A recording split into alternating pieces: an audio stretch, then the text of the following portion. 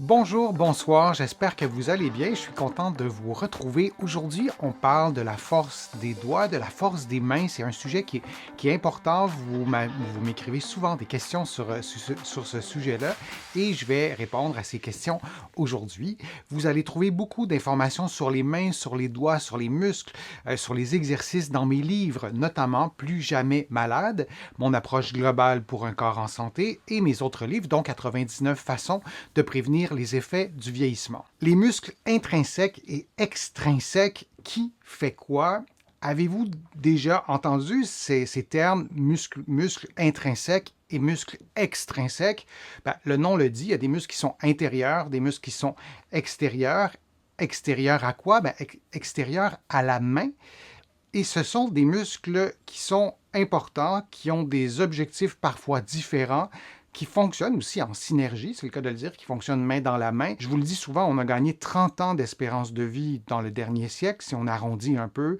Ben, durant ce 30 ans supplémentaire, si on veut en profiter, si on veut avoir une bonne qualité de vie, de préserver la force de ses mains, c'est fondamental. Et de faire des exercices de renforcement, ça peut être nécessaire parce qu'il y a une centaine d'années, on ne vivait pas aussi vieux et on n'avait pas aussi des activités aussi sédentaires. Alors les muscles intrinsèques ou extrinsèques, ça peut être intéressant de les stimuler. Et plus on a une diversité d'exercices qui stimulent à la fois les muscles intrinsèques et extrinsèques, je pense que plus notre programme d'exercice sera efficace. Vous faites les exercices 3 ou 4 fois par semaine. Vous faites un programme de 10, 15, 20 minutes, 25 peut-être si vous voulez. Vous tentez de les faire de plusieurs façons. Vous changez votre programme d'exercice aux 2-3 semaines et vous vous assurez que pendant votre programme d'exercice, que l'effort que vous demandez à vos muscles, à vos doigts, à vos mains, l'effort que vous devez générer, doit être suffisamment pour créer une certaine surcharge. Si vous faites les exercices, vous n'avez pas l'impression de forcer pendant les exercices, ce serait étonnant que vous preniez de la force. On y reviendra dans d'autres contenus. Allons-y avec les exercices que je veux vous présenter en lien avec les muscles intrinsèques et extrinsèques. Ici, on est dans des muscles intrinsèques.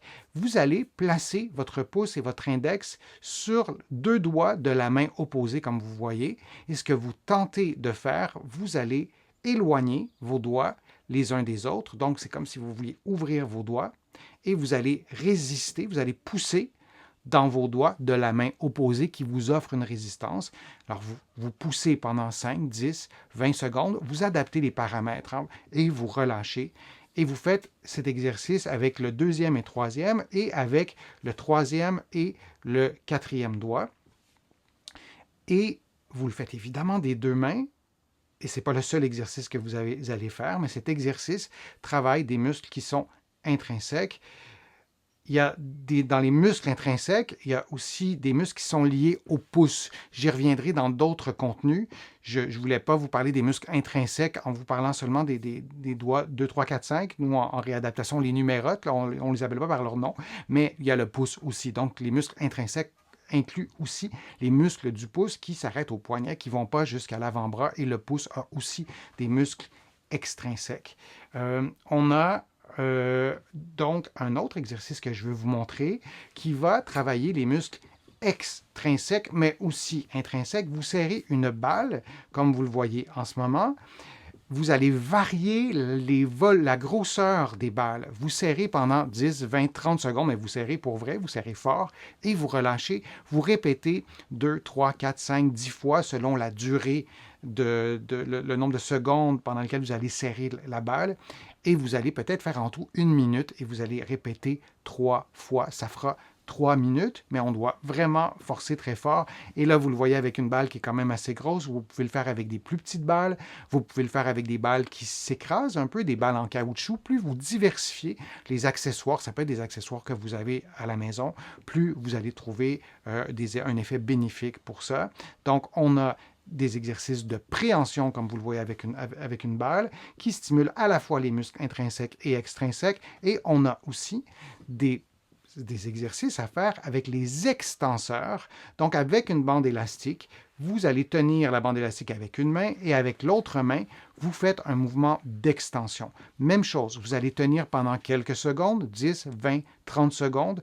Vous allez relâcher et vous allez répéter cette séquence pendant 1 minute, 2 minutes environ, Encore une fois, vous adaptez les paramètres et vous allez répéter peut-être 2 ou 3 fois cette séquence et vous allez intégrer l'exercice d'extension que vous voyez avec une bande élastique. Hein. C'est la même bande on peut se procurer pratiquement partout là, dans les boutiques de sport. Entre autres, c'est assez facile à trouver et vous allez pouvoir combiner ces exercices à d'autres exercices pour les doigts que vous allez trouver sur ma chaîne, vous allez en trouver ailleurs sur YouTube, vous allez en trouver dans mes livres aussi. Il y en a dans mon livre Plus jamais malade, entre autres. Donc, c'est simple à trouver et il faut les varier, ces exercices. Alors, c'est le principe des muscles intrinsèques et extrinsèques, des muscles qui sont à l'intérieur de la main et à l'extérieur de la main.